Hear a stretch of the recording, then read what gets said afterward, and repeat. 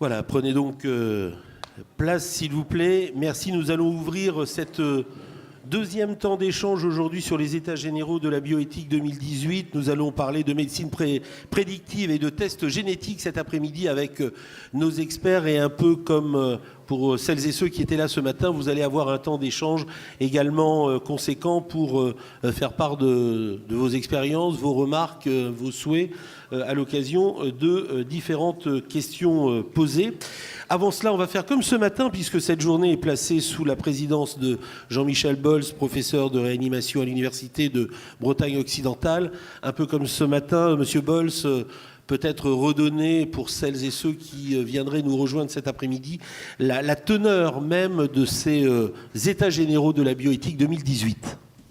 Merci bien, mesdames et messieurs. Bienvenue à cette deuxième demi-journée, de cette grande journée de débat public à Rennes. Est-ce que beaucoup d'entre vous étaient déjà là ce matin? Ok, alors je vais raccourcir ce que j'ai raconté ce matin pour ne pas recommencer stricto sensu la même chose une deuxième fois, ça fera gagner un petit peu de temps. Vous savez que nous sommes dans le cadre des États généraux de la bioéthique organisés par le Comité consultatif national d'éthique, qu'ils sont préparatoires à la révision de la loi de bioéthique du 7 juillet 2011 et que cette loi touche essentiellement ce qui concerne les dons et greffes d'organes, la procréation médicale assistée, la génétique, les tests et la recherche sur l'embryon, globalement. Voilà. Et donc, depuis 2011, il y a d'énormes avancées scientifiques et technologiques qui se sont produites, qui soulèvent beaucoup d'enjeux éthiques, d'enjeux sociétaux, et c'est bien naturel que nous en débattions. Alors, je voudrais dire, ça a été évoqué ce matin, l'AMP fait partie de la révision de la loi, même s'il n'y a pas une avancée scientifique, on voit bien la demande sociétale.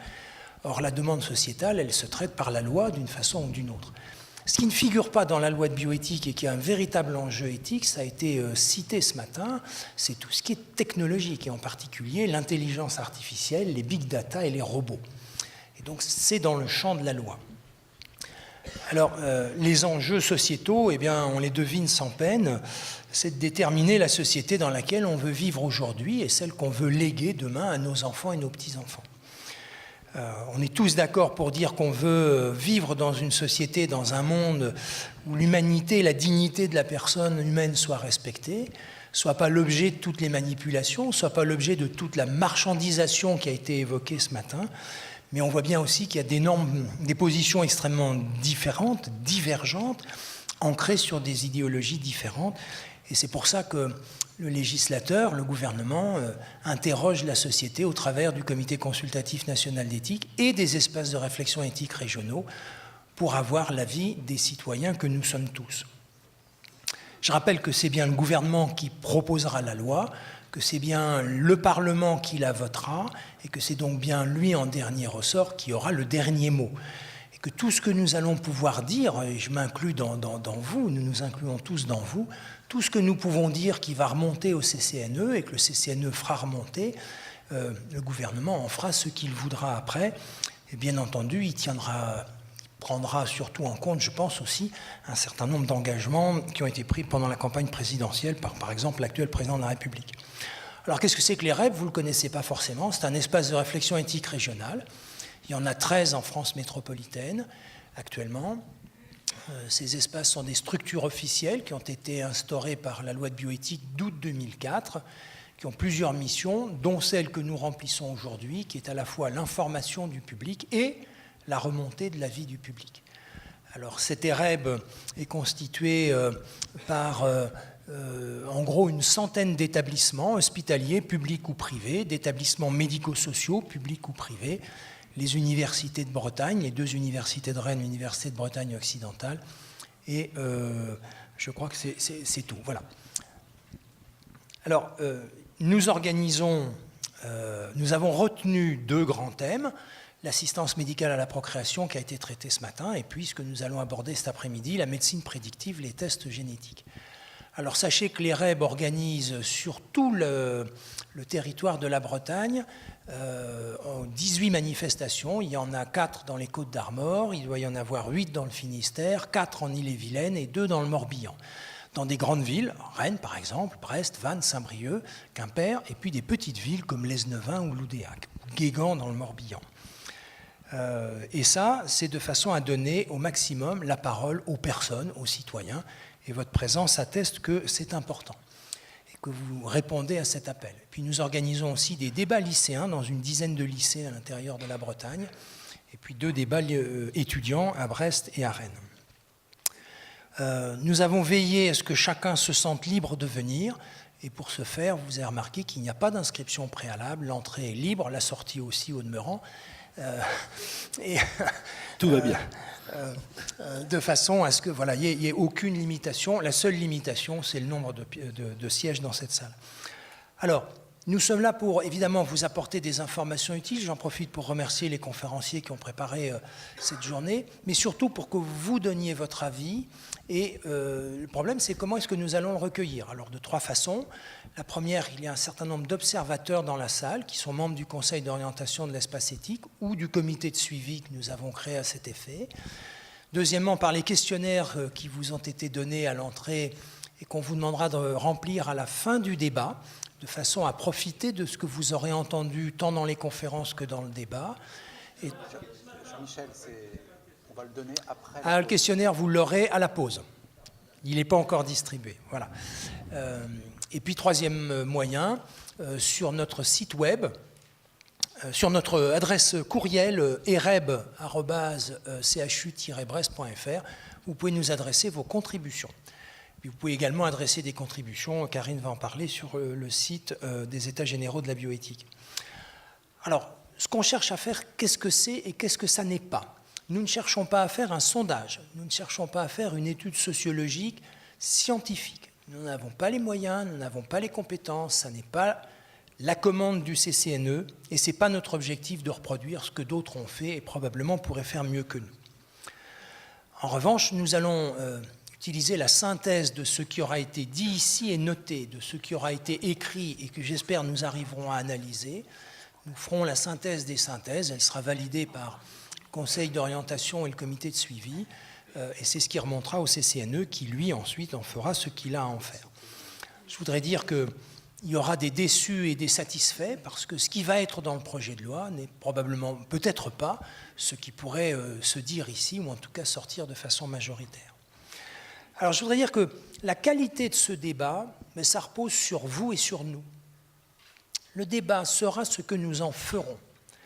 Alors, la séance est animée par un journaliste professionnel, M. Beignet, que je remercie au passage, pour 2 raisons. Respecter la neutralité de la conduite des débats et éviter de mettre en avant un professionnel de santé ou le directeur de l'EREB qui pourrait chercher à orienter les débats.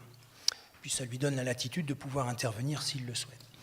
Le CCNE souhaite surtout connaître les raisons, les arguments, les valeurs sur lesquelles nous exprimons nos avis et nos opinions. C'est ça ce qui est important. Qu'est-ce qui est en jeu? Et pour atteindre cet objectif, il me semble qu'il est important d'insister sur la nécessité que le débat soit le plus libre, ouvert et respectueux possible. Et c'est le rôle de l'animateur qui est là. C'est de faire en sorte que chacun puisse exprimer librement ses arguments, positions et opinions. Que chacun accepte d'écouter celui et celle des autres. Que personne ne cherche à monopoliser la parole ou à imposer ses vues. Que les associations militantes ne cherchent pas à confisquer le débat au travers de leur affrontement. Et que toutes les questions puissent être posées et débattues sans tabou ni agressivité. C'est, je pense, aux yeux de tout le monde, en tout cas ça l'est au mien, un prérequis quasi absolu pour que ce débat soit le véritable exercice de démocratie sanitaire que l'importance des enjeux sociétaux mérite et dont nous avons tous probablement besoin pour avancer ensemble. Alors, pour terminer, je voudrais vous préciser des petites choses. La conférence débat est filmée par une société qui est mandatée par l'EREB. Elle est filmée de dos en ce qui concerne le débat. Alors, et ça pour respecter l'anonymat des personnes et le droit à l'image. Sera sur le site web de l'espace de réflexion éthique de Bretagne, vous tapez EREB sur Google et vous le trouverez, l'enregistrement vidéo des conférences. Est-ce qu'il y aura l'enregistrement audio et ou vidéo du débat lui-même? C'est en suspens, nous attendons que le CCNE ait pris une position et l'ait transmise aux espaces de réflexion éthique régionaux. Je voudrais juste préciser au passage que vous êtes en toute connaissance de cause venus en public à un débat public dans un lieu public pour exprimer publiquement votre opinion. Il me semblerait assez normal qu'on puisse avoir au moins l'enregistrement audio sur le site, les sites web des espaces éthiques pour pouvoir en profiter et repasser les arguments des uns et des autres. Je ne crois pas qu'il y ait de télévision autre, mais s'il y en a une dans la salle, donc je précise que le débat, les télévisions peuvent filmer les conférenciers et la tribune. On leur demande de ne pas filmer la salle et en particulier les personnes. Si elles souhaitent interviewer des personnes qui seraient d'accord, à la fin du débat, ça tombe sous le sens que c'est évidemment leur prérogative. Je voudrais rappeler aussi que, théoriquement, les enregistrements sauvages sont interdits. Voilà. Enfin, quand je dis théoriquement, c'est-à-dire c'est en pratique, sauf que dans la pratique, il y a probablement des enregistrements sauvages qui seront faits. Ceux qui le font à leurs risques et périls. Et voilà. Et donc je vous souhaite... alors pourquoi ça? Pour que ça soit bien clair pour tout le monde. Eh bien, c'est deux objectifs, respecter la vie privée et le droit à l'image, et puis éviter que le fait de se savoir enregistrer empêche certaines personnes de parler. Et donc ce qu'on souhaite, c'est que la parole soit la plus libre possible et que personne ne se censure parce qu'il a peur d'être filmé ou enregistré. Ceci étant, je vous souhaite un très bon débat, fructueux, enrichissant et qui soit le plus productif possible. Je vous remercie. Merci beaucoup Jean-Michel Bols pour toutes ces informations et on peut vous applaudir. Merci à vous. Je vais demander à Monsieur Poré de venir nous rejoindre voilà, sur l'estrade puisque vous allez intervenir tout à l'heure. Voilà. Oui, vous avez un mot à nous dire. Allez-y. Deux. Donc, merci. Je prends la suite de Jean-Michel Bols, donc Karine Lefebvre. Alors, je suis membre du CCNE depuis le mois de décembre, donc toute nouvelle, décembre 2017. Et effectivement, juste quelques mots quand même pour resituer au niveau national l'enjeu de ces états généraux de la bioéthique. Donc, pardon pour ceux qui ont entendu ce matin, mais c'est vraiment quand même très important de le rappeler. Toute l'originalité de la loi de 2011, c'était effectivement de créer le principe d'une révision des lois bioéthiques qui reposait en amont sur le fait d'aller quérir la parole des citoyens de tous âges, de tous milieux sociaux. Donc le challenge, c'était de réussir à vous réunir. Et écoutez, ce matin, on a été vraiment ravis de voir que la salle était pleine, même si c'était un samedi matin et qu'on se posait des questions en disant est-ce qu'à 9h, 9h30, les gens se lèveront? Eh bien oui, non seulement la salle était pleine, mais il y avait énormément de questions. Donc en soi, déjà, c'est un succès. Et je vois que cet après-midi, et pourtant sur une question un peu plus technique, que ce matin c'était la procréation médicalement assistée. Vous êtes encore très nombreux, donc bravo à vous. Ça, c'est une première chose, et on le remontera au niveau, bien sûr, au niveau national, puisque dans le cadre des réunions qui se tiennent pour mettre en place les états généraux de la bioéthique, ces questions sont très discutées. Alors, ce que ne doivent pas être des états généraux, ce sont ce type de manifestations, ce sont des débats d'experts. Donc, il y a quand même des intervenants qui vont vous poser en fait le cadre, mais de façon très ponctuelle, donc 20 minutes chacun. Et ça, c'est très important pour que vous ayez le paysage des enjeux, on va dire, autour de ces questions. Mais ensuite, la parole sera à la salle. Et on a vu ce matin, là encore, vraiment le public s'est emparé et de façon finalement assez mesurée et assez courtoise, ce qui n'empêche pas d'avoir des convictions, mais c'était plutôt très réussi. Voilà. 4 modalités de participation des citoyens au niveau de la France, parce que ça, c'est une des modalités, ce type de manifestation. Il y en a aussi qui sont faites, et Jean-Michel Bols vous l'a dit, auprès des étudiants ou sous d'autres formes. Mais il y a aussi donc le site des États généraux de la bioéthique, donc étatsgénérauxdelabioéthique.fr. Et donc ce matin, je faisais le compte des contributions et des votes, ce qui est assez considérable, alors que le site a été ouvert lundi dernier. Donc il y a aujourd'hui 3860 contributions et quasiment 38 000 votes. Donc voilà, il reste encore 72 jours pour être précis, pour pouvoir s'exprimer à la fois sur les 7 questions qui concernent les 7 sujets en lien avec les avancées de la connaissance scientifique, dont celui sur la génétique, et puis les 2 sujets sociétaux, fin de vie et procréation. Ce qu'on constate au jour d'aujourd'hui, c'est qu'il y a la moitié environ des contributions et des votes sont centrés sur les sujets sociétaux. Et donc l'attente vraiment du Comité consultatif national d'éthique, c'est qu'il y ait aussi une expression des citoyens sur les autres sujets, hein, sur santé, environnement, reproduction, neurosciences, intelligence artificielle, dons et transplantation. Voilà. Donc, écoutez, la parole et la participation est entre vos mains. Il y a aussi 200 auditions qui sont faites auprès des représentants des cultes, auprès des sociétés savantes qui vont commencer cette semaine. Chaque audition durant 1 heure. Donc je vous laisse imaginer le temps de travail que ça représente pour les 39 membres du CCNE.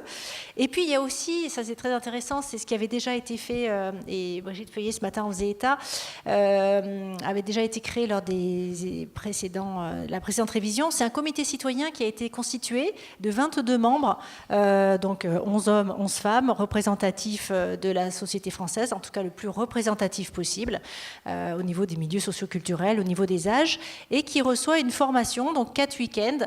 Voilà, et donc ça a commencé la semaine dernière.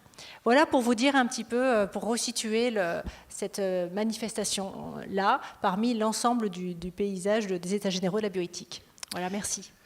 Merci Karine Lefebvre, merci à vous. Nous allons entrer dans cette médecine prédictive et les tests génétiques. Avec ces tests génétiques, c'est l'intitulé « Feront-ils la société de demain ?»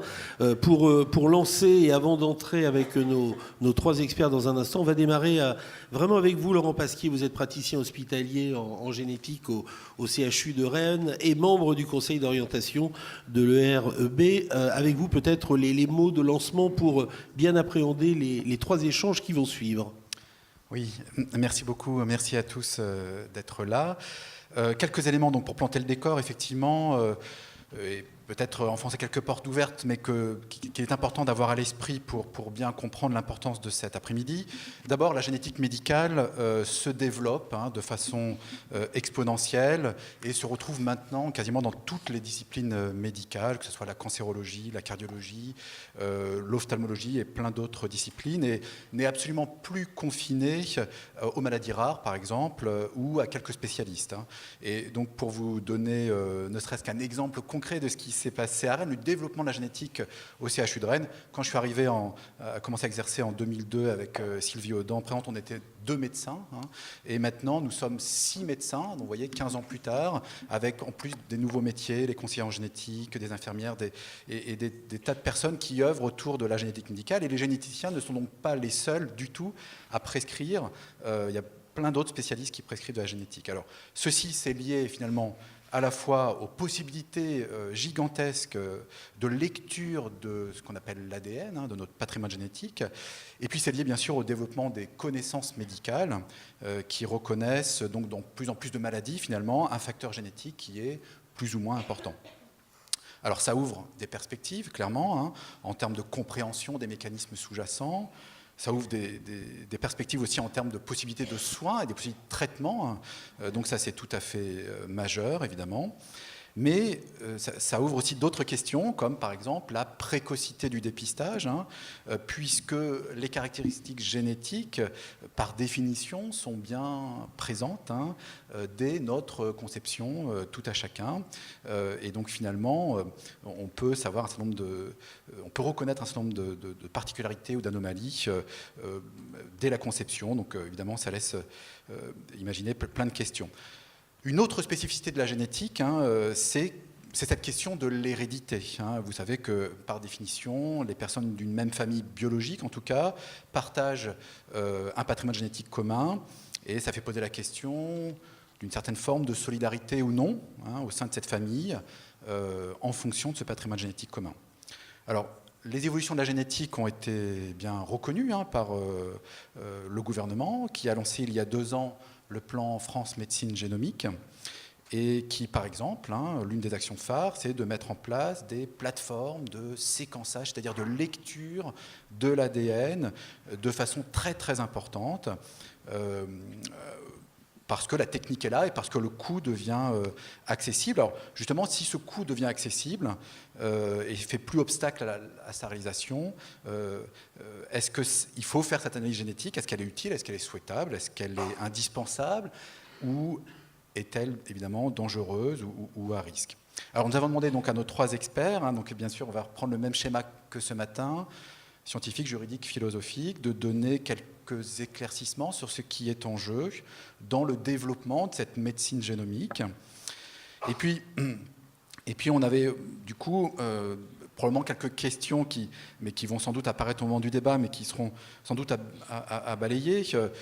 Est-ce que le dépistage génétique va concerner une personne malade ou toute une population, y compris en bonne santé ?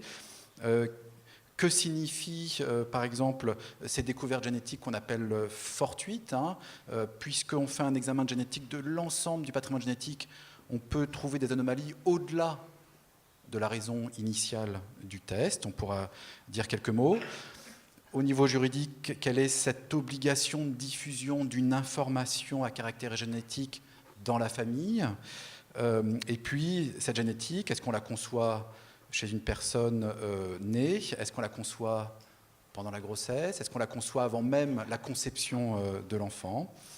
Il y a cette question aussi qui apparaît. Est-ce que cette génétique doit sortir ou non finalement du champ médical pour devenir une génétique un peu récréative ou qui répond en tout cas à une demande sociétale ? Voilà le type de questions qu'on pourrait aborder. Il y en a d'autres. Par contre, c'est vrai que nous n'avons pas abordé a priori la problématique de la thérapie génique. Vous savez qu'il y a beaucoup mobilisé dans les médias ces derniers temps. Pour plusieurs raisons. D'abord, c'est vrai que lorsqu'il n'y a pas d'enjeu dans la descendance, la thérapie, qu'elle soit génique ou pas génique d'ailleurs, ne pose pas trop de problèmes éthiques. Et en plus, il ne faudrait pas considérer que la thérapie génique serait la seule réponse ou la seule ressource thérapeutique en cas de maladie génétique. On a plein d'exemples de maladies dont l'origine est génétique et qui sont pris en charge par des thérapies qui ne sont pas du tout géniques. Donc c'est un problème un peu plus vaste. Voilà, donc je termine. Compte tenu de ces nouvelles possibilités d'analyse de l'ADN, de ces connaissances médicales qui sont encore imparfaites, on va peut-être le voir. Alors, faut-il privilégier la liberté de chacun à exercer son droit de savoir ou de ne pas savoir dans une génétique qui répondrait à une demande sociétale, ou faut-il conserver cette discipline dans le champ médical ? En tout cas, c'est parfaitement en phase avec la question centrale du CCNE, qui est quel monde, quelle éthique voulons-nous pour aujourd'hui ou pour demain ? Alors, merci aux experts pour le temps qu'ils ont mis donc, à préparer l'intervention ou à venir depuis Paris pour Mme Sopalionet, de contribuer donc à éclairer le débat. Merci à l'EREM, M. Bols, et puis je pense à Mme Karl Joubert aussi, qui a beaucoup œuvré pour l'organisation de cette journée. Et puis merci à vous d'être là et de vos contributions dans le respect et l'écoute de chacun. Merci. Les évolutions de la génétique, de quoi parle-t-on ? Eh bien, nous allons tout de suite lancer les échanges avec cette approche médicale et scientifique. C'est avec vous, Madame Dominique Stopalionet. Vous êtes professeure de génétique à l'Université de Paris Descartes, directrice du service de génétique de l'Institut Curie à Paris et ancien membre du CCNE. Avec vous pour une vingtaine de minutes d'explication sur cette thématique. Bien, merci. Bonjour à tous.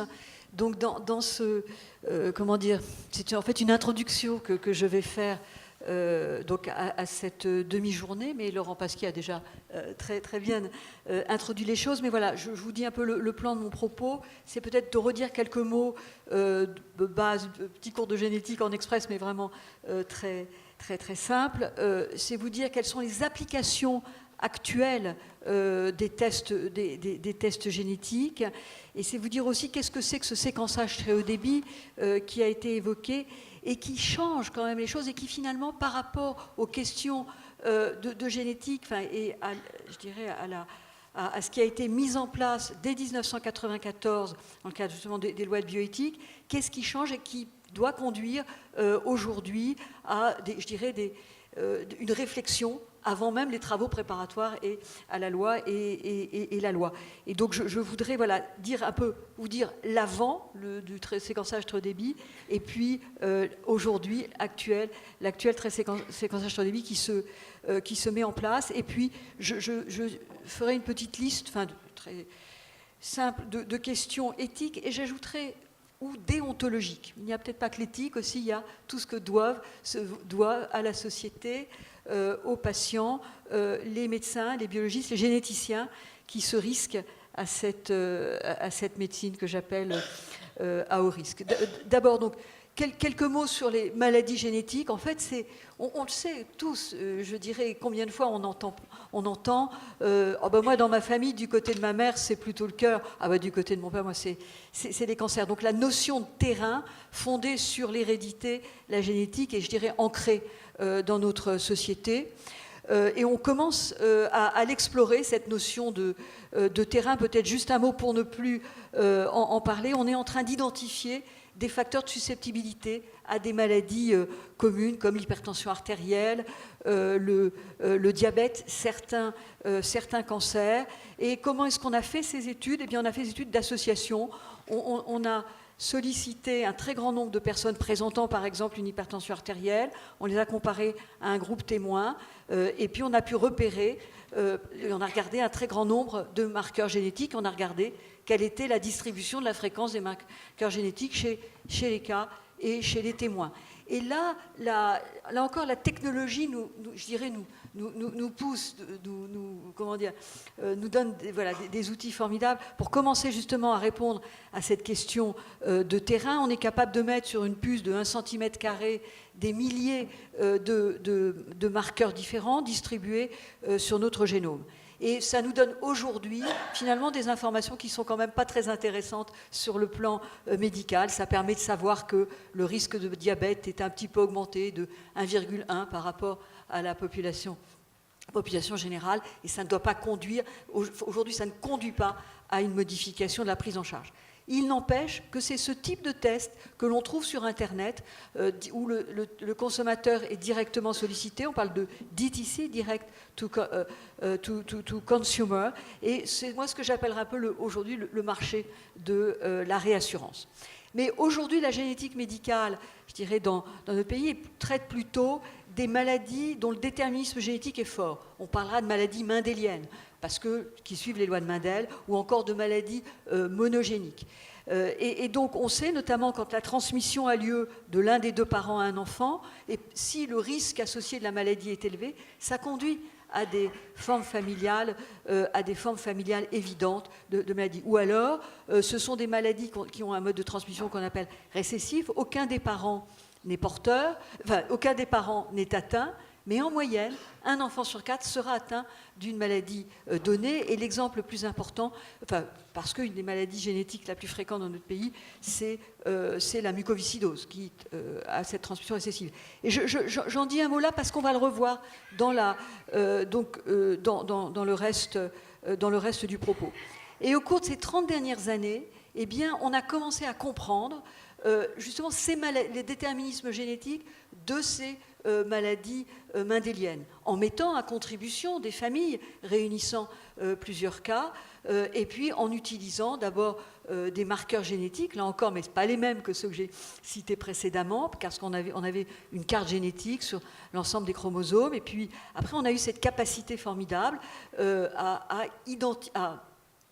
isoler l'ADN, identifier l'ADN, qui est à un endroit donné du génome et dont les études préalables avec les familles nous disaient le gène de cette maladie, le gène par exemple CFTR de la mucoviscidose, eh bien il est à cet endroit sur tel chromosome. Et donc au cours de ces 30 dernières années, on a parmi les 9000 maladies génétiques mendéliennes identifiées, mais il y a plus de 5000 maladies dont les bases moléculaires, dont les bases génétiques ont été identifiées. Il y a encore beaucoup de travail, mais justement les nouvelles apports technologiques, le séquençage très haut débit, va nous donner de l'information. Comme l'a très bien dit Laurent Pasquier, je dirais que la génétique s'est invitée dans toutes les spécialités médicales, non seulement les anomalies du développement que l'on peut trouver à la naissance de l'enfant, les anomalies métaboliques, mais même les maladies infectieuses. Et ça, on ne le sait pas toujours, mais on se dit, les maladies infectieuses, vraiment, il n'y a que l'environnement. Eh bien non, nous sommes, je dirais, très différents pour le risque de telle ou telle, pour l'expression de telle ou telle maladie infectieuse. Toutes les personnes qui sont en face du BK, bacille de Koch, qui étant responsable de la tuberculose, eh bien, n'auront pas la même maladie. Pareil pour la lèpre, et on a des unités en France qui sont très spécialisées dans cette génétique des maladies infectieuses.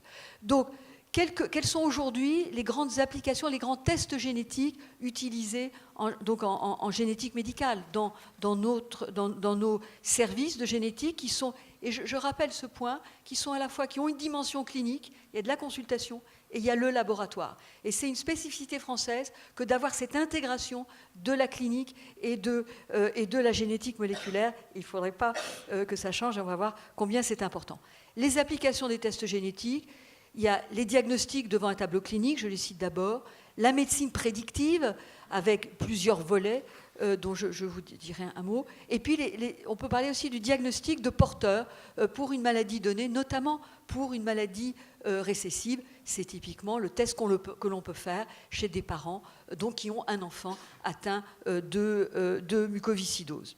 Sur le diagnostic, l'utilisation des tests génétiques à visée diagnostique, c'est évidemment très important, d'abord parfois pour faire un diagnostic d'une maladie rare, dont le tableau clinique n'est pas encore complet. On sait qu'il y a quelque chose qui ne va pas, ça peut être dans des registres très différents, maladies, anomalies du développement, ça peut être des maladies métaboliques, certaines maladies hématologiques ou neurologiques. Et c'est très important pour l'enfant, pour les parents, qu'un diagnostic soit posé. Et donc, vraiment, c'est à ce moment-là à viser diagnostic. Et bien sûr, le diagnostic est le premier pas vers la prise en charge thérapeutique, qui, comme l'a évoqué Laurent Pasquier, peut être de différents types. Ça ne comprend pas, il n'y a pas que la thérapie génique, il y a d'autres actions, y compris l'utilisation de médicaments déjà existants, mais pas forcément pour l'indication dans telle ou telle maladie. Diagnostic. Maintenant, la médecine prédictive. Alors, c'est ce qui nous réunit plus précisément aujourd'hui. C'est un... Je sens que le temps, je ne vais pas y arriver. Le temps... donc la médecine prédictive, je crois qu'il faut un peu... donc on parle en fait de médecine prédictive pour des personnes qui sont nées et qui donc ont un risque d'une maladie donnée. Aujourd'hui, on a tendance aussi à parler de médecine personnalisée ou de médecine de précision. Et en fait, il s'agit de stratifier des personnes qui vont bien ou des patients en fonction de caractéristiques essentiellement génétiques qui échappent, je dirais, à l'œil du clinicien. Et peut-être un volet un peu à part sur la génétique des cancers. Il y a deux grands volets. Il y a d'abord les études que l'on fait au niveau de la lésion tumorale et qui a pour objectif de repérer une cible thérapeutique. Par exemple, chez certaines femmes atteintes de cancer du sein, on va regarder s'il y a une amplification d'un récepteur de facteur de croissance qu'on appelle HER2, et ce sera un élément pour donner un traitement très spécifique. Et puis il y a un autre volet de la génétique des cancers, qui est celle des prédispositions au cancer. Je dirais un exemple emblématique, c'est celui des prédispositions au cancer du sein et de l'ovaire. Angelina Jolie est porteuse d'une altération du gène BRCA1 et elle a témoigné de sa décision difficile de chirurgie mammaire et ovarienne prophylactique. Ce sont donc, vous voyez, un peu deux champs différents, un aspect thérapeutique d'emblée et puis un aspect constitutionnel, prédisposition. Mais en fait, ces deux champs sont en train de se réunir parce qu'on sait qu'il peut y avoir que, notamment avec BRCA1 ou BRCA2, il y a des médicaments spécifiques qui sont en train d'arriver donc qui sont en train d'être développés dans ce contexte très spécifique. Ensuite, on peut parler de médecine prédictive, mais plutôt parlons, parce qu'il s'agit d'une prédiction d'une maladie annoncée, et c'est toute la problématique du diagnostic prénatal. Alors, le diagnostic prénatal peut avoir pour vocation de traiter in utero le fœtus, atteinte par exemple d'une incompatibilité rhésus avec la femme enceinte, avec la future mère, ou qui présente une anomalie enzymatique, l'hyperplasie par exemple congénitale des surrénales, qui va conduire à un traitement donc du fœtus in utero, et on aura fait un diagnostic génétique à partir du liquide amniotique, voire à partir des villosités choriales. Mais le diagnostic prénatal, malheureusement, le plus souvent, conduit, si le fœtus est porteur, atteint de la maladie, à une interruption médicale donc médicale de grossesse. Une variante, je dirais, ça a été évoqué ce matin, c'est le diagnostic préimplantatoire, où au stade, on va faire une fécondation in vitro, et puis on va avoir plusieurs embryons, et regarder quel est l'embryon, ou quels sont les embryons qui ne sont pas porteurs de la maladie génétique recherchée. Et en fait, le diagnostic prénatal nous conduit à une 4e application de ces tests génétiques, qui est celui du diagnostic préconceptionnel. C'est-à-dire là, il s'agit de savoir si l'un des 2 membres du couple, pour une maladie à transmission dominante, est porteur et a un risque de transmettre à son enfant, ou si les 2 membres du couple sont porteurs. En fait, aujourd'hui, déjà, on fait du diagnostic préconceptionnel. Par exemple, là encore, je prends la mucoviscidose. Dépistage néonatal de la mucoviscidose qui a été mise en place au niveau national. On peut être amené à identifier un enfant qui est atteint de la mucoviscidose ou qui n'est pas atteint, mais on sait qu'il est porteur d'une altération du gène CFTR. À ce moment-là, on fait un test chez les parents pour savoir si effectivement l'un des 2 parents est atteint, en général l'un des 2 l'est, et à ce moment-là, dans la perspective d'un autre enfant, eh bien, on fait un test, on fait une analyse in extenso ou quasi in extenso du gène de la maladie. Pourquoi ? Parce que la fréquence des porteurs d'une altération du gène CFTR dans notre population générale est de 1 sur 30. Donc c'est considérable. Et ensuite, on fait des tests dans ces familles chez les oncles et tantes. Et puis on fait chez leurs conjoints non apparentés. Donc aujourd'hui, en France, on fait déjà du diagnostic préconceptionnel. On ne s'est pas vraiment posé de questions éthiques, mais on le fait, je dirais, parce qu'on peut le faire. Techniquement, c'est pas très compliqué. Et donc voilà les grandes lignes des applications de la génétique médicale. Et maintenant, je voudrais passer à ce que nous apporte le séquençage très haut débit, qu'on appelle aussi Next Generation Sequencing, ou NGS. Et en fait, c'est une révolution dans nos laboratoires parce qu'il multiplie par 100 000 nos capacités d'analyse. Alors, révolution dans nos laboratoires, on a, il y a un petit... Laurent l'a très bien évoqué, on n'a pas encore toutes les capacités qu'on voudrait en France pour avoir ce séquençage très haut débit, mais voilà, les plateformes sont en train d'arriver. Les applications du NGS, pour faire court, d'abord c'est le panel de gènes. Jusqu'à maintenant, on étudiait pour une maladie donnée 1 ou 2 gènes les plus fréquents. Maintenant, on a la capacité d'étendre et on fait une analyse en panel de gènes. Donc, pour une maladie donnée, voire un groupe de maladies données, c'est vraiment entrer dans la pratique médicale. Il n'y a pas, à mon sens, de vrais problèmes. Enfin, il peut y avoir un problème éthique, mais c'est vraiment un outil formidable qui a boosté l'activité des laboratoires et des généticiens. L'autre application, et qui est un peu souvent mélangée, on fait un amalgame, c'est le séquençage de l'exome. Alors l'exome, c'est toutes les parties codantes de nos gènes. On a 22 000 gènes, et puis dans nos gènes, on a les parties qui ne codent pas pour des protéines, puis on a une partie qui code. Et donc aujourd'hui, on peut regarder l'exome, ça se fait en 24 heures, c'est formidable.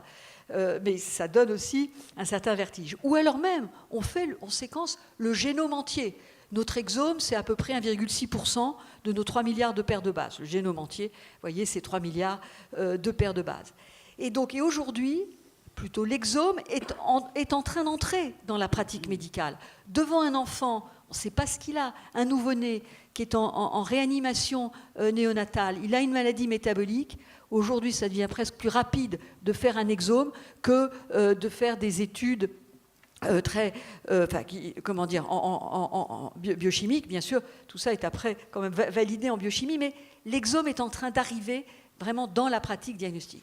Donc c'est une avalanche de séquences à laquelle nous confronte le séquençage très haut débit.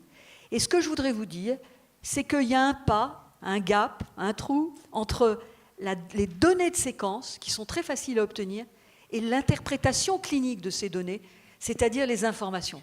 Transformer des données de séquences en informations cliniques, ce n'est pas toujours si simple. Et donc, pour moi, les problèmes éthiques liés à l'arrivée du séquençage très haut débit, eh bien, c'est par ses capacités, en fait, ça nous permet d'élargir considérablement les indications des tests et de ne plus avoir un point d'entrée qui est celui d'aujourd'hui, qui est une maladie, un malade surtout, et ce qu'on appelle aussi un phénotype, c'est-à-dire l'expression clinique chez un malade d'une maladie. Mais le séquençage très haut débit conduit à nous interroger sur l'utilisation donc de la génétique pour des personnes indemnes dans la population générale. Et à mon sens, il y a 3 situations qu'on pourra développer au cours du débat. Il y a d'abord ce qu'on appelle le diagnostic prénatal non invasif. C'est donc en cours, c'est la conjonction, le DPNI, à la fois d'une observation dès 10 semaines de grossesse dans le sang de la femme enceinte, plus précisément dans son plasma. Eh bien 10% des petits fragments d'ADN qui circulent dans le plasma sont en fait d'origine fétale. Donc c'est une observation. Et puis le séquençage très haut débit avec sa puissance d'analyse, qui est non seulement, finalement, le séquençage très haut débit nous donne du qualitatif, mais aussi nous donne du quantitatif. Il nous dit quelle est la représentation de telle séquence dans un ADN qui est étudié. Et donc par déduction, tout ce qui est représenté à hauteur de 10% à partir d'une prise de sang maternelle, eh bien, représente l'ADN du fœtus. Et donc, c'est un véritable vertige qui nous prend, puisqu'on a accès au génome du fœtus. Aujourd'hui, on utilise le DPNI pour le diagnostic de la trisomie 21. Vous savez que le dépistage de la trisomie 21 est proposé à toutes les femmes enceintes, 90% d'entre elles le souhaitent, et puis il conjugue des facteurs sériques, prise de sang, protéines sériques, et puis des marqueurs échographiques. Et quand il y a un certain seuil de risque de trisomie 21, eh bien aujourd'hui on fait un DPNI pour éviter le geste sur le fœtus, la myosynthèse, qui peut conduire à une perte de la grossesse. La prochaine étape, c'est d'emblée la proposition du DPNI aux 800 000 femmes enceintes actuellement par an. Alors, il y a bien sûr, on peut en discuter parce qu'il faut s'interroger sur il faut que ce soit sous réserve d'une spécificité très, très élevée et d'une sensibilité très importante. Le deuxième point que nous permet le NGS, c'est le diagnostic préconceptionnel. Aujourd'hui, un couple qui a un premier enfant atteint d'une maladie grave et incurable, eh bien, ce couple, s'il a un projet d'un autre enfant, a la possibilité de demander un diagnostic prénatal et, si le fœtus est atteint, une interruption médicale de grossesse, où il peut se tourner vers le diagnostic préimplantatoire. Mais aujourd'hui, on a la capacité d'étudier non pas un seul cas, une seule maladie comme la mucoviscidose, parce que, de façon incidente, le diagnostic postnatal dans la famille a trouvé que l'enfant était porteur. On peut le faire d'emblée sur un très grand nombre de maladies génétiques mendéliennes. Et, à mon sens, c'est une question qui doit être posée dans le cadre de ces états généraux. Juste une chose, le diagnostic préconceptionnel est fait couramment depuis des années dans certains pays, notamment à Chypre et en Sardaigne, où il y a une incidence de la thalassémie, qui est une anémie extrêmement grave, qui est très élevée. Et puis, le dernier point, donc je ne vais pas pouvoir vraiment développer, c'est les tests de prédisposition qu'on peut faire dans la population générale. Très récemment, il y a un article qui a examiné ce qu'on appelle l'intérêt coût-efficacité, les mots peuvent faire peur, du diagnostic, de recherche de mutation des gènes BRCA1 ou BRCA2 des femmes de plus de 30 ans dans la population générale. Et donc ce sont des Anglais très utilitaristes et qui ont montré que ça avait un intérêt financier pour les dépenses de santé. Et mais dans le modèle, pour montrer ce coût efficace, ils indiquaient que près de la moitié des femmes qui se sauraient porteuses d'une altération des gènes BRCA1 ou 2 feraient une mammectomie prophylactique. Aujourd'hui en France, c'est moins de 10%. Donc vous voyez là les dérives possibles. Il faut être d'une très grande prudence. Donc pour conclure, quels sont, du point de vue, je dirais, du médecin, les enjeux éthiques? Moi, je dirais, c'est ne pas se tromper dans les prédictions Et on a, comment dire, on sait que certes, il y a des maladies mendéliennes, monogéniques, j'ai parlé en utilisant des mots assez forts comme déterminisme, mais il faut faire preuve d'une très grande humilité. Il y a des facteurs modificateurs environnementaux, génétiques, qui viennent modifier l'expression de toutes ces maladies génétiques. Et aujourd'hui, c'est un enjeu majeur que de les identifier. Et leur identification passe souvent par des études qui sont non seulement nationales, mais internationales. C'est aussi toute la problématique de l'interprétation des variants de signification inconnue. Plus on séquence, plus on trouve que nous sommes différents et moins on sait interpréter tout ça. Mais ne soyons pas désespérés, on a des outils qui vont nous permettre de le faire pourvu qu'on ait les moyens de cette recherche. L'autre point, c'est l'utilité clinique et une prise en charge définie. Il faut toujours s'interroger sur l'intérêt de tel ou tel test génétique, sur ce que l'on va faire du résultat. L'autre enjeu, c'est l'information en amont des tests, l'anticipation donc des résultats possibles, information sur les enjeux et les limites pour qu'il y ait un véritable choix éclairé, plus qu'un consentement. C'est aussi la problématique de l'accompagnement des personnes, donc en amont et en aval du test. Ça a été dit que les tests génétiques sont des tests pas comme les autres parce qu'on les a pour toute la vie et parce qu'ils impliquent nos apparentés. Et je dirais que si ce sont des tests dont la prédiction est de qualité, des tests utiles, si les personnes sont bien accompagnées, à ce moment-là, c'est la question de l'accessibilité sur l'ensemble du territoire à ces tests génétiques. Et je rajouterai, mais ça ce sont les juristes qui vont le dire, confidentialité et non-discrimination. Voilà, je propose de m'arrêter là. Merci beaucoup. Merci à vous. Dominique Stoppa-Lyonnet, on va essayer de rester dans l'épure de temps pour faire cette pause tout à l'heure à 15h30 avant de vous entendre au niveau de vos questions. Après cette brillante approche médicale et scientifique, l'approche juridique à présent sur cette thématique avec vous et en votre compagnie, Jean-René Binet, vous êtes professeur de droit privé à la faculté de droit et de sciences politiques à l'université de Rennes 1, membre également honoraire de l'Institut universitaire de France. On vous écoute sur cette approche juridique. Bien, merci infiniment de tous ces échanges qui sont passionnants les uns plus que les autres. Et alors pour aborder les questions juridiques qui concernent la génétique, il est d'abord important de rappeler, ça a été dit ce matin, que l'office de la loi, le but de la loi est de fixer des limites qui résultent des débats tels que ceux que nous avons aujourd'hui, qui résultent également des débats qui ont lieu au Parlement. Et s'agissant de la manière dont la loi française a appréhendé la génétique, eh bien, comme pour l'assistance médicale à la procréation, ce sont les lois de 1994 qui ont posé les premières pierres. Et ces pierres posées en 1994 traduisent de la part du législateur français une approche de la génétique qui pourrait globalement se résumer à deux aspects. Il me semble qu'on peut les envisager de cette manière, de la prudence et parfois de la défiance. Cette prudence, cette défiance se traduisent par les dispositions que l'on trouve dans le Code civil, où figurent les principes généraux relatifs à la bioéthique. Ces dispositions, pour certaines d'entre elles, ces articles du Code civil, portent sur ce dont on a parlé, ce dont le professeur Stoppa-Lyonnet a parlé à l'instant, les tests génétiques, la médecine prédictive, et puis pour le reste des dispositions, elles portent sur les modifications qui pourraient être apportées à l'espèce humaine par des manipulations génétiques. Alors ça a été également un peu abordé juste avant.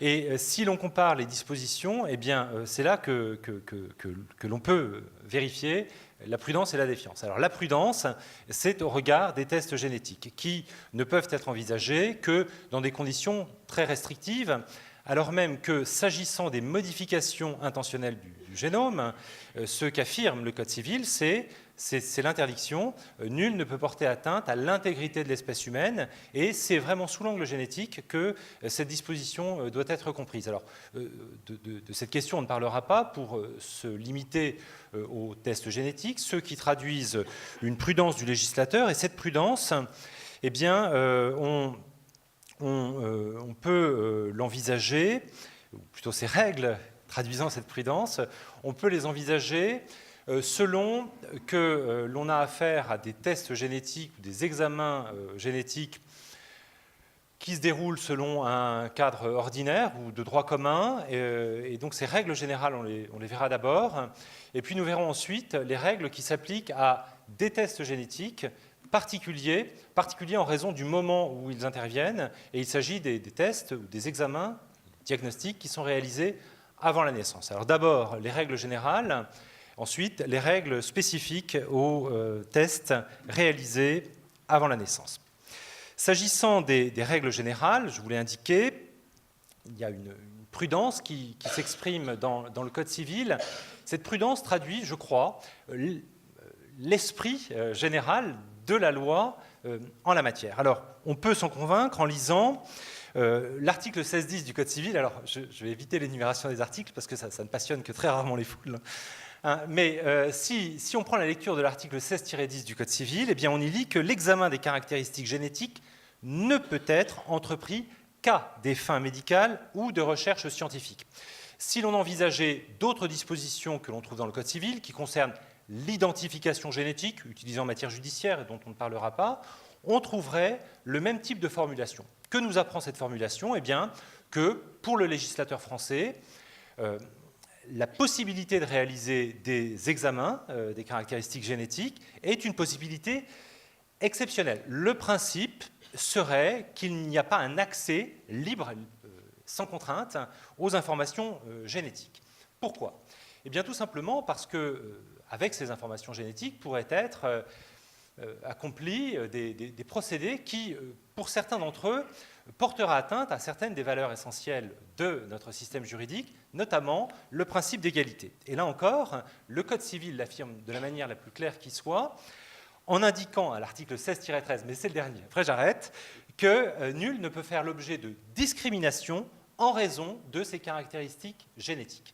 Et cette disposition est intéressante parce qu'elle a conduit à inclure les caractéristiques génétiques dans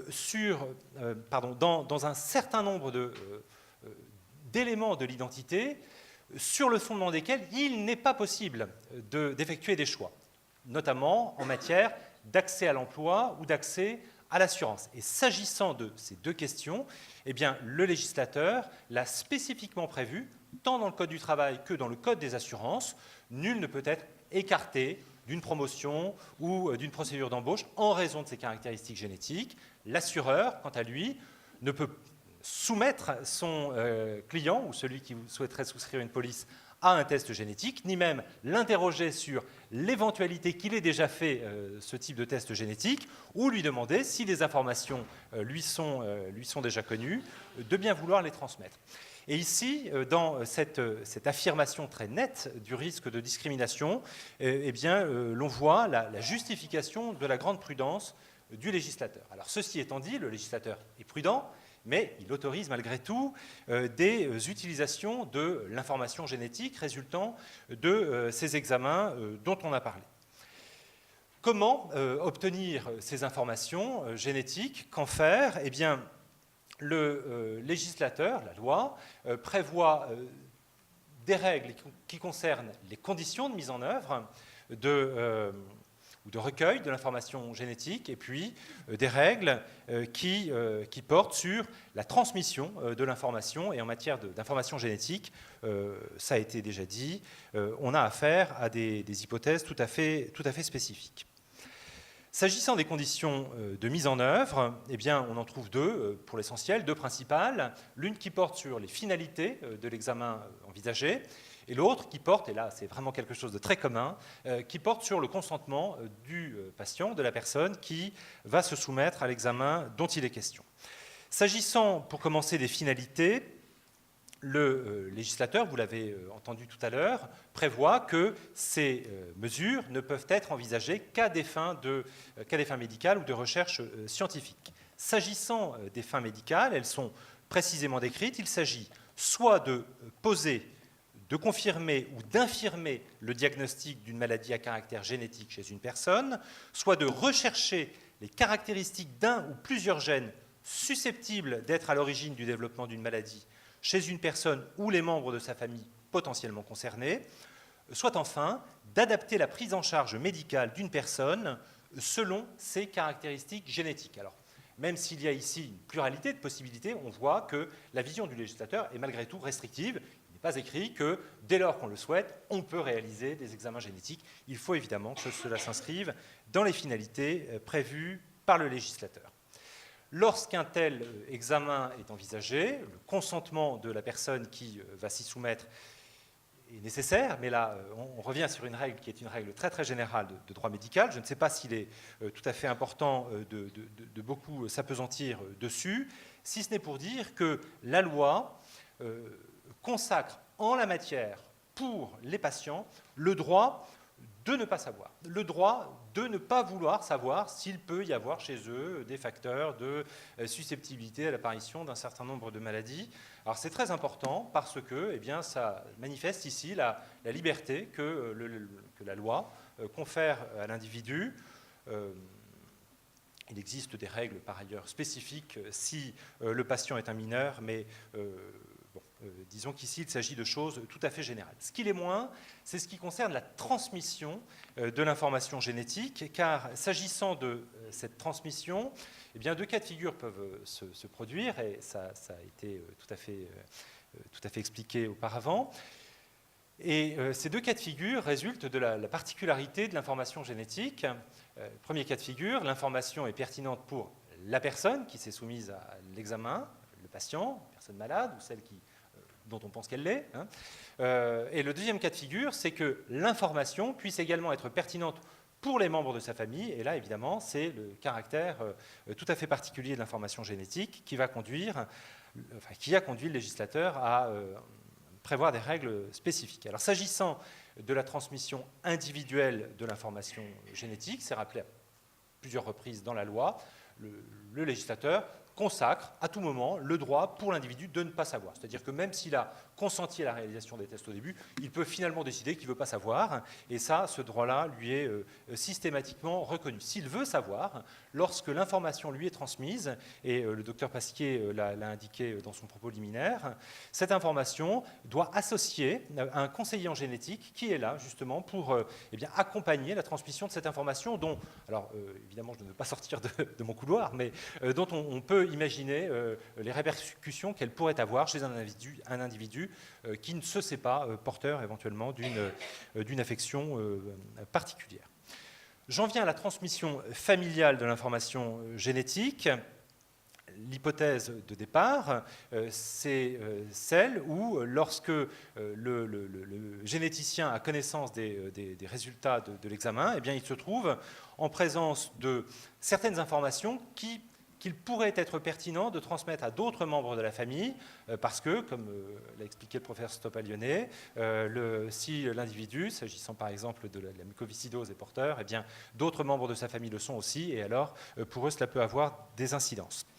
Cette question a été soulevée en 2004, appréhendée par le législateur de façon un peu imparfaite en 2004, ou peut-être trop parfaite, tellement parfaite qu'en réalité elle était trop complexe, de sorte qu'en 2011 il a assoupli le dispositif qui a par la suite été détaillé par un décret de 2013. Alors quelles en sont les conditions? D'abord, il faut être en présence d'une affection génétique d'une gravité particulière et qui soit par ailleurs susceptible de mesures, des mesures pouvant être prises par le membre de la famille, des mesures thérapeutiques, d'adaptation de son mode de vie ou de mise en œuvre de certains procédés.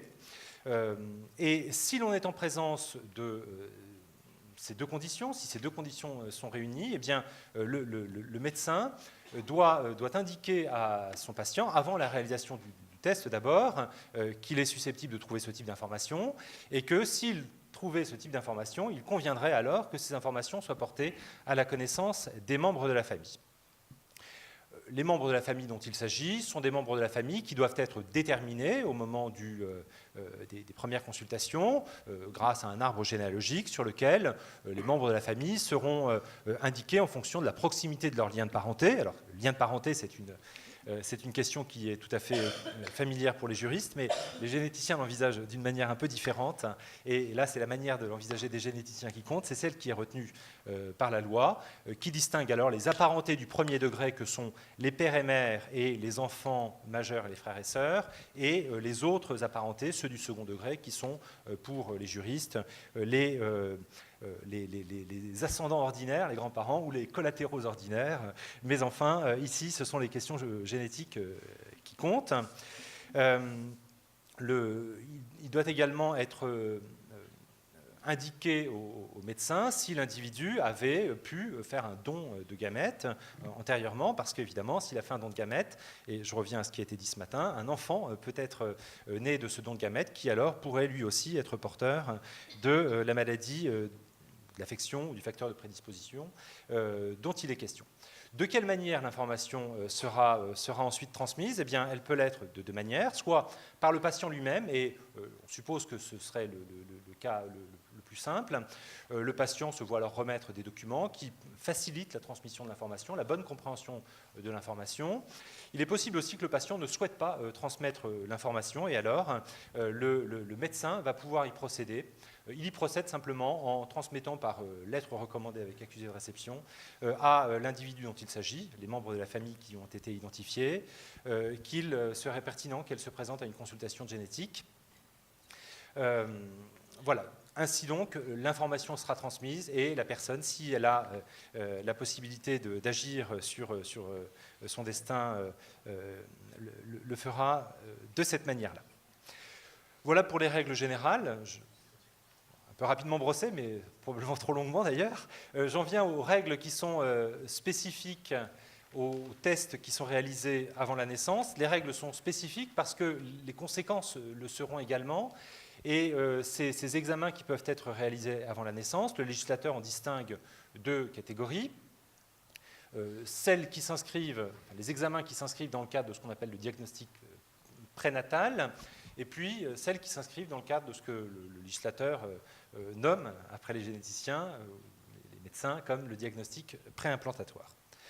S'agissant du diagnostic prénatal, il s'agit, au regard de la loi, d'un ensemble de mesures, de pratiques médicales qui ne sont pas toutes des mesures génétiques. Par exemple, l'échographie est une mesure de diagnostic prénatal, ce n'est pas de la génétique, mais parmi ces pratiques qui peuvent être envisagées dans le cadre du suivi de la grossesse, il en est certaines qui sont génétiques. Et ce diagnostic prénatal va pouvoir être réalisé alors, de diverses manières. Le DPNI, dont vous a parlé le professeur Stoppal-Lyonnais, je n'y reviens pas, a été ainsi précisément réglementé par un décret assez récent du 5 mai 2017. Vous voyez que les choses progressent en la matière. Et ici, ce qui est important, c'est surtout que le diagnostic dont il est question va pouvoir conduire la femme à effectuer des choix, par exemple à interrompre sa grossesse. Alors, c'est un choix, le choix de demander l'interruption de la grossesse, mais en la matière, s'agissant d'une interruption médicale de grossesse, il lui faudra obtenir une autorisation qui sera donnée en fonction de la forte probabilité que l'enfant soit atteint d'une affection d'une particulière gravité, reconnue comme incurable au moment du diagnostic. Par conséquent, c'est le choix de demander, mais c'est une décision qui est prise sur ici des considérations qui sont des considérations médicales. Ce diagnostic, c'est le diagnostic prénatal. On le distingue du diagnostic préimplantatoire. Et ce diagnostic préimplantatoire dont je parlerai pour terminer, c'est le diagnostic qui est effectué dans le cadre de la mise en œuvre d'une technique d'assistance médicale à la procréation, une fécondation in vitro. Le diagnostic est réalisé sur un embryon avant son implantation. Alors tout a été parfaitement expliqué auparavant. Je n'ai pas besoin de compliquer les choses. C'était très bien, très simple pour tout le monde, j'en suis sûr. Donc moi, je ne vous explique pas, sinon ça le sera moins.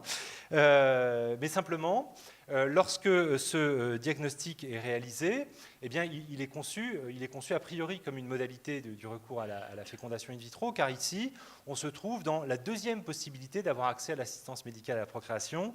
Ça vous a été expliqué ce matin. Cette deuxième possibilité est celle où l'on veut éviter la transmission à l'enfant d'une maladie. Eh bien, dans ce cas, le couple va pouvoir accéder à l'assistance médicale à la procréation et le diagnostic sera réalisé sur les embryons avant implantation, de façon à ce que seuls les embryons indemnes de la maladie ne soient transférés.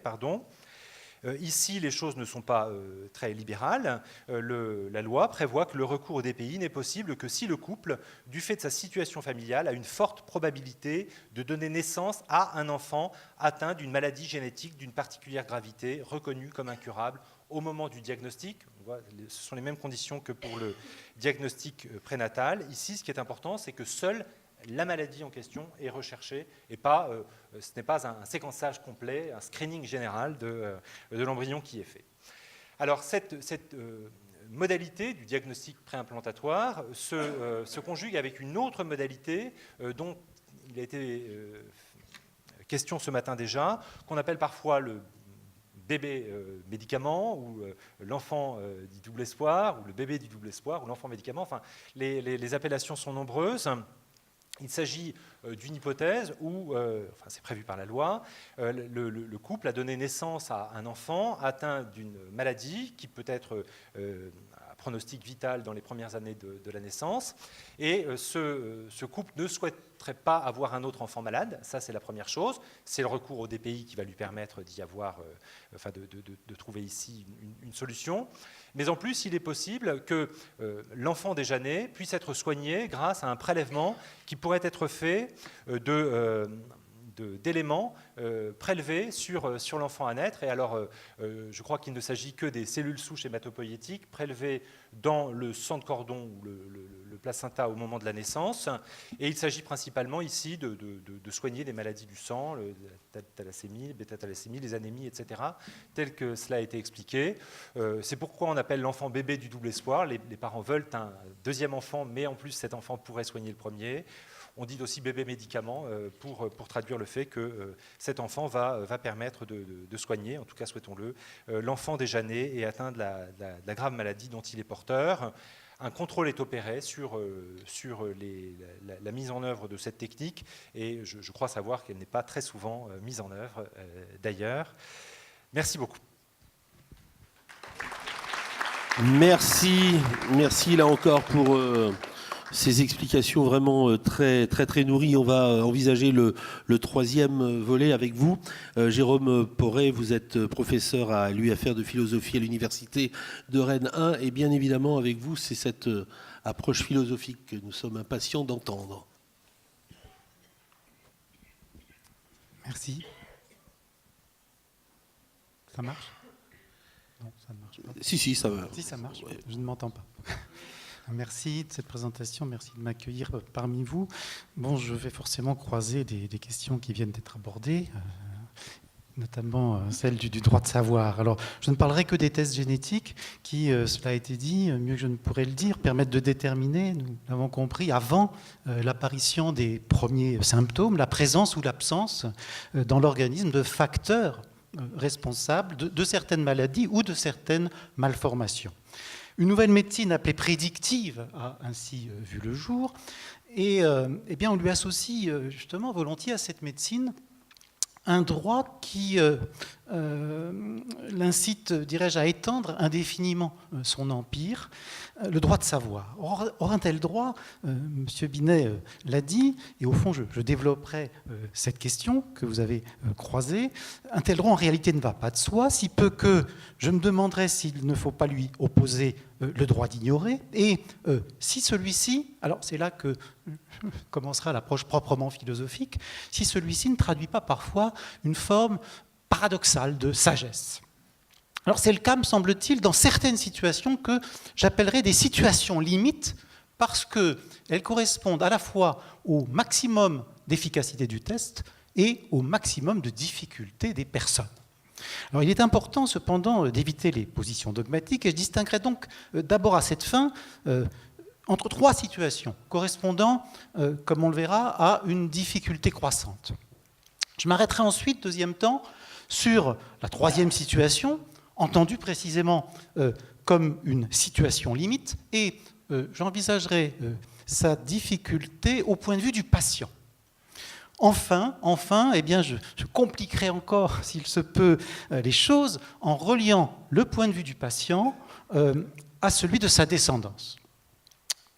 Je commence donc, comme je l'ai dit, par distinguer entre trois situations classées selon un ordre de difficulté croissant. La première situation est assez bien illustrée par l'hémochromatose. Cette maladie héréditaire affecte le métabolisme du fer et entraîne un excès de celui-ci dans le sang, provoquant atteinte articulaire, diabète et cirrhose. Un test permet un diagnostic fiable avant l'apparition des premiers symptômes, ainsi que la mise en œuvre d'une thérapie préventive simple et sans risque. Pourquoi s'en priver ? La deuxième situation est plus complexe. Elle peut être illustrée, Madame Stoppa-Lyonnais en a dit un mot tout à l'heure, par le cancer familial du sein. On connaît en effet des familles où de nombreuses femmes sont mortes d'une telle maladie. Or, on a découvert que l'altération de certains gènes constituait une prédisposition à ces cancers. D'où la mise au point, ici aussi, d'un test et d'une thérapie préventive. Mais il s'agit d'une thérapie lourde, puisqu'elle passe par l'ablation des deux seins. Cette thérapie entraîne aussi, est-il besoin de le dire, des difficultés d'ordre psychologique. Le test lui-même suffit d'ailleurs à créer la panique, car la prédisposition est interprétée à tort comme une prédestination, ne laissant aucune marge d'incertitude. La troisième situation est celle où la prédiction est objectivement certaine, mais où n'existe aucun traitement, préventif ou curatif. L'exemple qui s'impose ici, c'est celui de la chorée de Huntington. Il correspond à la difficulté la plus grande. C'est donc lui que je ne vais pas parler de tout, c'est lui que je prendrai pour guide dans les remarques qui suivent. La deuxième partie de mon exposé. Mon but, ce faisant, je l'ai dit, c'est de porter à la limite les problèmes liés à la prédiction.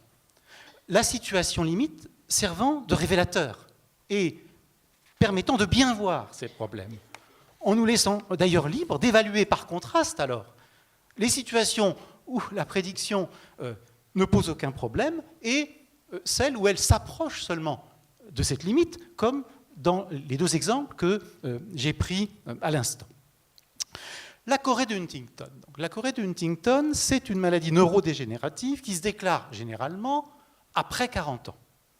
Elle évolue inéluctablement vers une altération des fonctions motrices et mentales, puis vers la mort.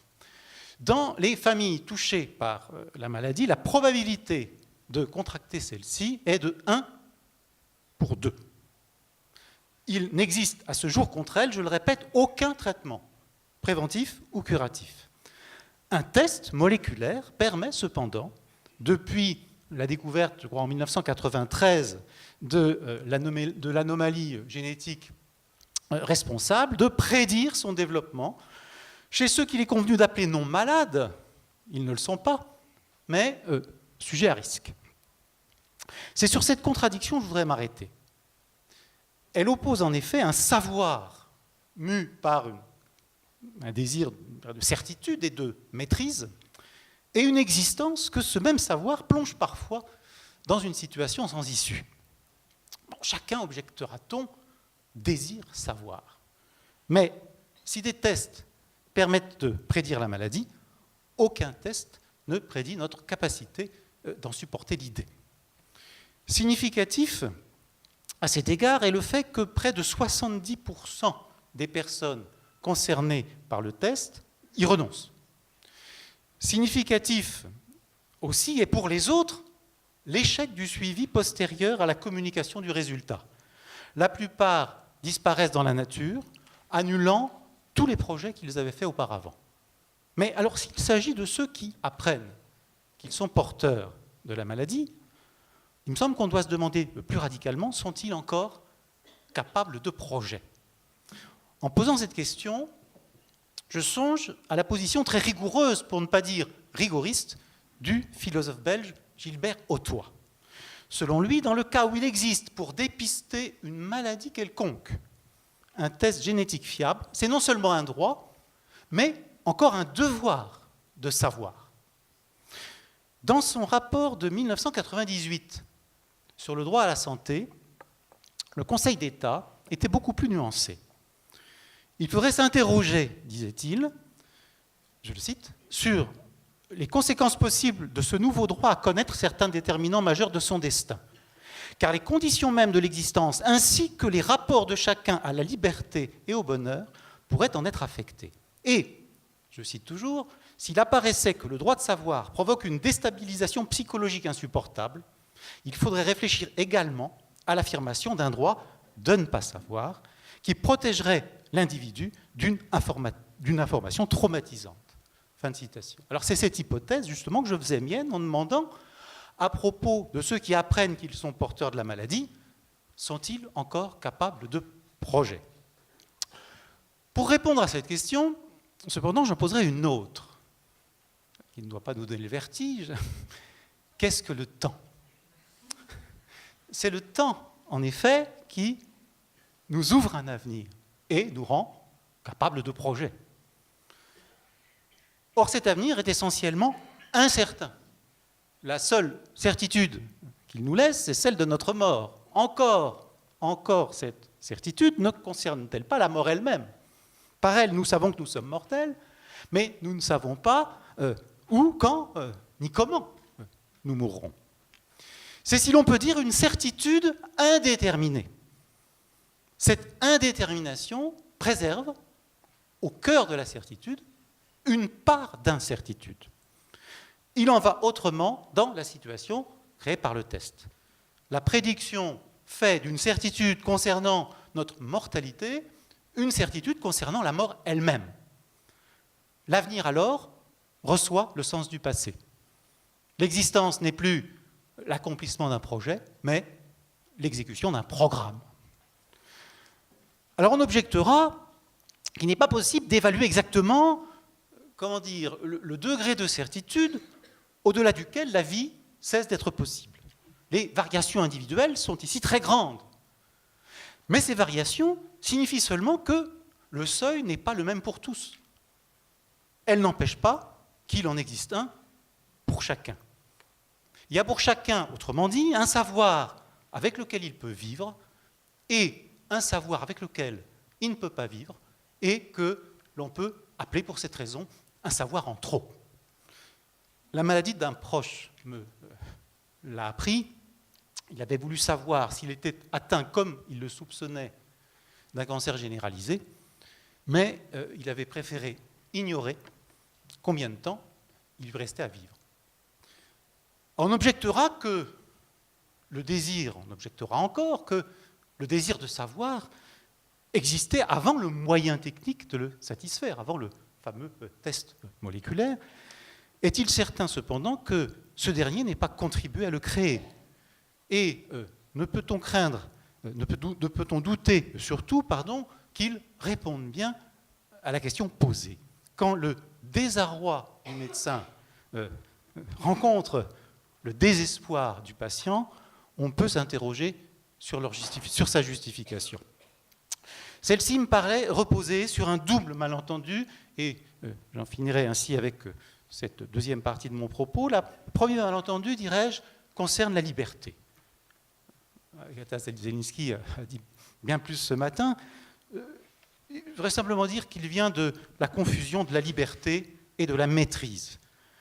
Alors on associe souvent cet idéal de maîtrise au stoïcisme, mais qu'on l'interprète dans le sens d'un héroïsme sur lequel se brise la force extérieure des passions, ou d'un fatalisme qu'appelle la croyance en la toute-puissance du destin, le stoïcisme ne va pas jusque-là. Le héros sait qu'il peut, mais il ne sait pas s'il va mourir. Et celui qui, par avance, consent à ce qui arrive, hein, selon la fameuse maxime stoïcienne, eh bien, celui-là ne sait pas davantage s'il doit s'attendre au meilleur ou au pire. Même le conseil que donne Marc Aurèle, n'est-ce pas, de vivre chaque jour comme s'il devait être le dernier, eh bien, même ce conseil laisse ouverte l'éventualité qu'il ne le soit pas. Il ne peut donc être appliqué qu'à une certaine condition d'ignorance. Devant la souffrance comme devant la mort, eh bien, c'est cette ignorance qui rend l'espoir possible. Et c'est le sens d'un avis rendu le 20 juin 1995 par le comité régional d'éthique de Rennes. La question posée concernait un enfant de 3 mois en procédure d'adoption. Le centre de l'enfance avait été informé que l'arrière-grand-père de cet enfant était décédé des suites de la maladie de Huntington et que sa grand-mère avait présenté les signes de cette maladie avant sa mort par suicide. Alors, compte tenu de ses antécédents, l'enfant était donc peut-être à son tour porteur de celle-ci. Un diagnostic en biologie moléculaire étant possible, fallait-il le réaliser? Eh bien, dans leur réponse négative, les membres du comité insistent sur, je cite, le risque potentiel de l'information donnée à la famille adoptante concernant donc les antécédents familiaux et la santé future de l'enfant, ainsi que, je cite encore, le caractère tardif de l'apparition éventuelle de cette maladie. Et ils concluent, c'est leur expression, qu'il faut laisser ouverte la porte de l'espoir. Il est essentiel à l'espoir, en effet, de ne pas savoir de quoi l'avenir sera fait. Le deuxième malentendu concerne la vérité. À la vérité de la science, j'ai opposé, la vérité de l'existence. Il ne faut pas voir là une opposition de principe. Dans bien des situations, la science permet d'espérer. Encore faut-il pour cela qu'elle accorde sa logique avec la logique propre d'une existence ouverte par principe à l'indétermination de l'avenir. Or, ce n'est pas le cas, me semble-t-il, dans la situation qui nous intéresse. En témoigne la sollicitude de ces patients qui, sachant qu'ils sont porteurs de la maladie et instruits ainsi de leur mort programmée, choisissent de n'en rien dire à leurs proches, car ils préservent ainsi pour d'autres l'ouverture de l'existence. Alors la perspective impliquée par la maladie de Huntington est celle autant, certes, de la déchéance que de la mort. Des erreurs professionnelles, on m'a dit que cela commençait souvent comme cela, au comportement infantile et au sentiment familial d'indignité qui fait dire au fils d'un malade « ce n'est plus mon père », il faut sans doute tirer cette conséquence que la question n'est plus seulement ici d'être ou de ne pas être. Mais les problèmes soulevés par la prédiction ne sont pas fondamentalement différents ici et là. Ce sont, dirais-je, deux impossibilités qui s'additionnent et qui justifient à contrario ce mot de Nietzsche que je cite. « Mes pensées doivent m'indiquer où j'en suis, non me révéler où je vais. J'aime l'ignorance de l'avenir et ne veux succomber à l'impatience ni à la saveur anticipée des choses promises, ni, ajouterai-je, à la douleur prématurée des termes échus. » Mais cette douleur, objectera-t-on peut-être, et j'en viens par cette ultime objection beaucoup plus brièvement à la dernière partie de mon propos, cette douleur donc, le test génétique ne permet-il pas de l'épargner à nos descendants? Appliqué au fœtus, ne laisse-t-il pas augurer même dans quelques générations l'éradication complète de la maladie? Ne doit-on pas envisager une extension dans ce sens de la loi sur l'interruption de grossesse? Un enfant qui naîtrait demain porteur du gène responsable, ne pourrait-il pas sans ça en imputer la faute au ministre qui n'a pas rendu ce test obligatoire, au médecin qui n'a pas veillé à son application, ou à ses parents coupables simplement de lui avoir donner la vie. La sage ignorance que chacun peut préférer pour lui-même, c'est le point de vue que j'avais adopté à l'instant, a-t-il le droit d'en faire payer le prix à d'autres? Mais ces questions se laissent aisément retourner. Est-il vrai que la systématisation du test entraînerait l'éradication de la maladie?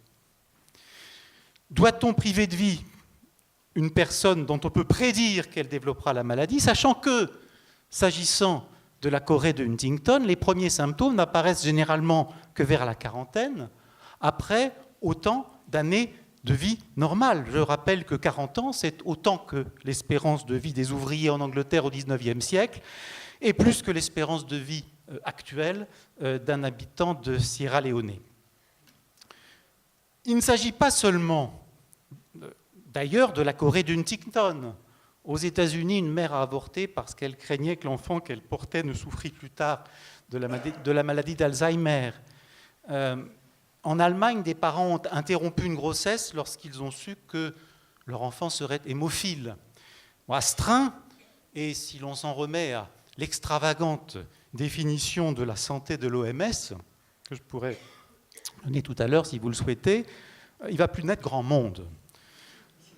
Alors d'autres questions ici se succèdent en cascade. Qu'est-ce qu'une vie digne d'être vécue? Avons-nous le droit d'en décider pour autrui? Disposons-nous pour ce faire d'une mesure commune? Quel est exactement le sens de notre responsabilité à l'égard des générations futures? Et, dernière question, comment résister à la tentation eugéniste que ne peuvent manquer de ranimer en cette matière les biotechniques? À la fin du XVIIe siècle, Pierre Bell, le penseur pessimiste que combattit Leibniz, prétendait que la plupart des hommes, si on leur proposait au soir de leur vie ou de revivre la même ou d'en vivre une autre, choisiraient d'en vivre une autre.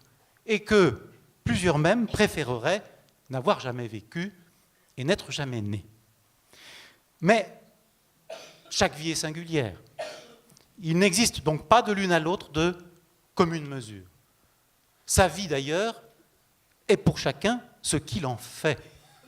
C'est pourquoi nul ne peut décider à sa place de la détruire ou de l'endurer.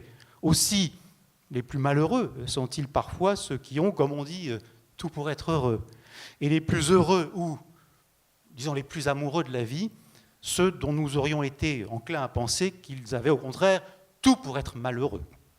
Le pianiste de jazz, Michel Petrucciani, on l'a vu à Rennes une vingtaine d'années au TNB, je m'en souviens très bien, qu'une maladie des os contractée avant la naissance, une ostéogenèse imparfaite, je crois, avait condamné à une vie brève et que son contrebassiste amenait jusqu'à son instrument en le portant comme un nourrisson, était de ces derniers.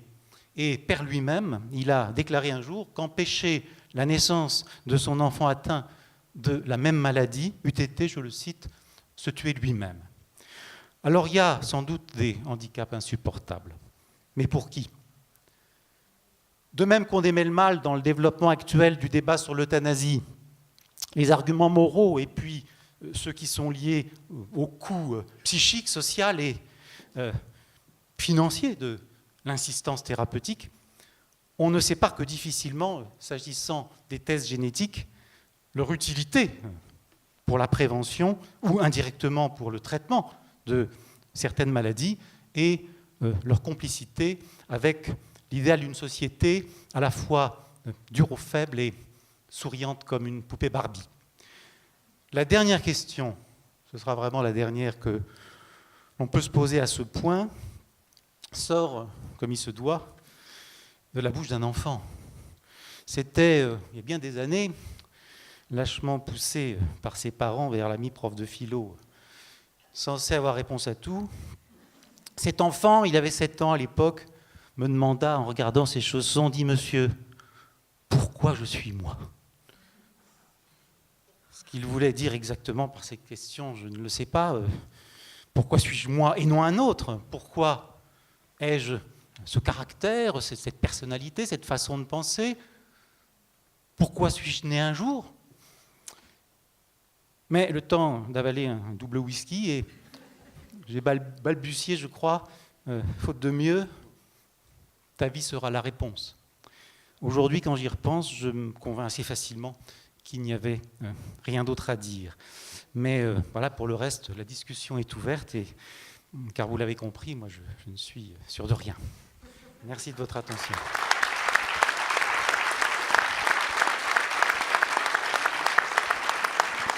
Merci infiniment pour cette approche hautement philosophique avec vous, Jérôme Poré.